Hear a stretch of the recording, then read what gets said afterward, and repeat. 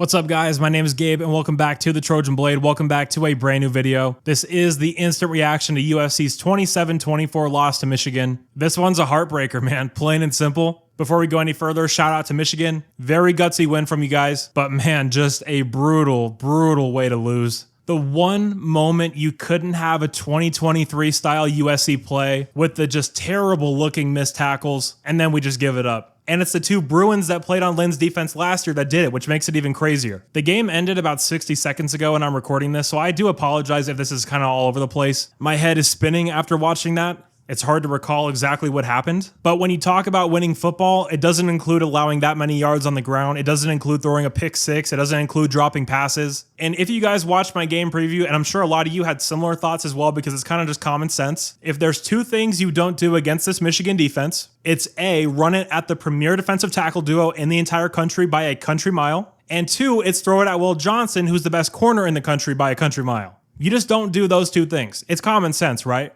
Our O-line and backs are not built for that. And especially after this performance, I'm incredibly disappointed in our wide receivers. Turns out they aren't built for it either. But we did both of those things. We ran it at their strength too many times, and when you allow a defensive touchdown, odds are you're going to lose. We all know how football works, so that's usually the case. But first, let's get the positives out of the way because I know a lot of you don't really care right now. Eric Gentry's the player of the game. He's the best player on our team so far this year by a mile, in my opinion. I thought Jonah Monheim played well. Our punter's really good, and I'm proud of the fight we showed. There was no quit in us today. It was gutsy up until the last couple of drives. Then our last year selves came back in full force. And look, in this new college football expanded playoff era, this is not the end of our season. This is not the end of our championship chase. Do I think this is a national title winning team? No, I do not. You can't lose to a team that literally can't complete a swing pass and expect to win a title. We might be building to that someday, but definitely not this year. And man, when we talk about factors of why we lost this game, there's a lot of them. There's play calling, there's Josh Henson, there's Lincoln Riley, there's the officials, there's the defense having momentary lapses. First, I want to talk about Lincoln's play calling. Look, at face value, do I understand why he was more conservative than we've seen him in previous games? Absolutely I do. The offensive line was absolutely overrun at times. Elijah Page had to be pulled at halftime.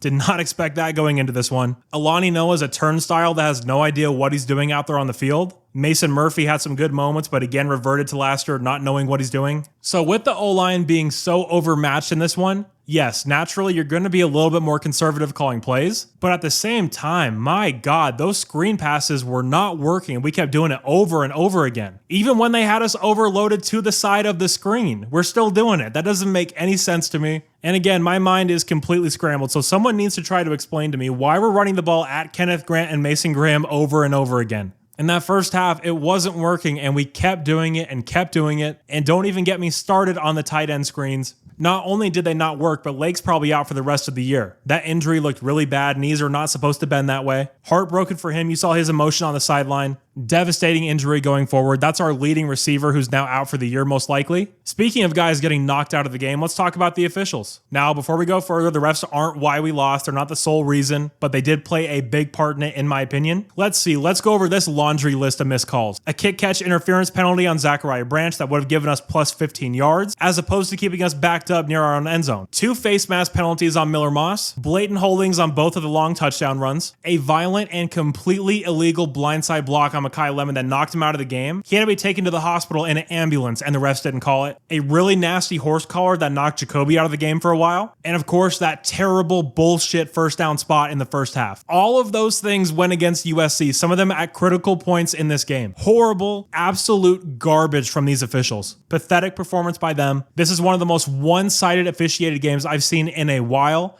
And if you guys follow this channel, you know I don't complain about the refs. That's not what I want to talk about. I want to talk about the players on the field. I want to talk about the schemes and the play calls. But instead, I have to talk about this because they played such a big role in determining the outcome of this game. And it's not like they were just keeping the flags in their pocket. No, they were calling us for holding. They were calling us for multiple things during this game. Absolute bullshit from the Big Ten officials. And it's an absolute joke how this game played out. Now, earlier I said I was disappointed in the wideouts. I want to elaborate on that a little bit. Now, every time I brought this up this offseason, you guys gave me a bunch of shit about it. Got very upset at me, told me I was an idiot. But Zachariah Branch is not there at that level that we need him to be playing wideout. I mean, he's just not. He's not that good at route running. His hands are below average. Maybe we'll unlock him at some point this year, but right now, now, at this moment, as we sit on September 21st, he is not there yet. The drops just can't happen. On that last drive, he had the ball in his hands, just let it come out. We've seen that multiple times this year. We saw it in the Holiday Bowl as well. You just can't have that keep showing up over and over again. Kyron Hudson isn't a dynamic enough athlete to be a real game breaker. Jacoby Lane seems like he's nowhere near 100% healthy. And obviously our best route runner, Mekhi Lemon, got knocked out of this game on that bullshit blindside block. I like what we've seen from Jay Fair so far. I would love to see more of him. But yeah, overall, extremely disappointed in the pass catchers in this game. And frankly, throughout the entire year so far. Talking about the O-line, it was a dreadful, inexcusable performance. Josh Henson has had multiple seasons now with these guys. And look, Jonah Monheim was a finished product when he showed up on campus. He doesn't get credit for developing him. Jonah was already a great player. When you see guys like Alani Noah that should have taken a step by now. Elijah Page, who is one of the most talented tackles in the nation. And granted, he's going up against a superstar pass rusher. Josiah Stewart is a dude, but still, he looked completely overmatched in this game. Mason Murphy had some solid moments, but was looking lost out there yet again. And yeah, Alani Noah is just unplayable. Pretty much a turnstile out there, so rough from him today. But all of that played a part in it, right? Even on the pick six, we talked about it. Should Miller Moss be throwing the ball anywhere near Will Johnson? Absolutely not. Too talented, by far their best player in the secondary. Don't even bother throwing the ball his way. Only bad things are going to happen, and that's what we saw in this one clearly. But what I will say is that it was extremely naive of Zachariah Branch to be backing up to get that ball. Against these corners, against the way Wink Martindale calls his defense, you have to come up and attack that football short of the sticks or not. Their corners are aggressive. Their corners lean back and jump routes. You can't be naive enough to think that you can backpedal and still catch that ball. You have to go get it, and he didn't do that on that occasion. Left his quarterback out to dry. Very poor play from Zach and Miller for that matter. Honestly, my brain's fried, so I can't really remember all the small little details. I'll have to do that on my rewatch, which I'm dreading doing, but I will do it and have a game review out Monday. But for things to be going the way they were, for the momentum to be on our side as much as it was, and then to give up that 40+ yard run with those terrible looking arm tackles, like just what are we doing there, guys? I mean, come on, of all the moments in the game to bow up and not allow that kind of play. And then when we give it up, I'm sure all of you felt the same way. I knew they were going to score. The energy completely flipped. And yeah, it was good of us to hold them to fourth down and make them work for it, but how easy that score was on fourth down.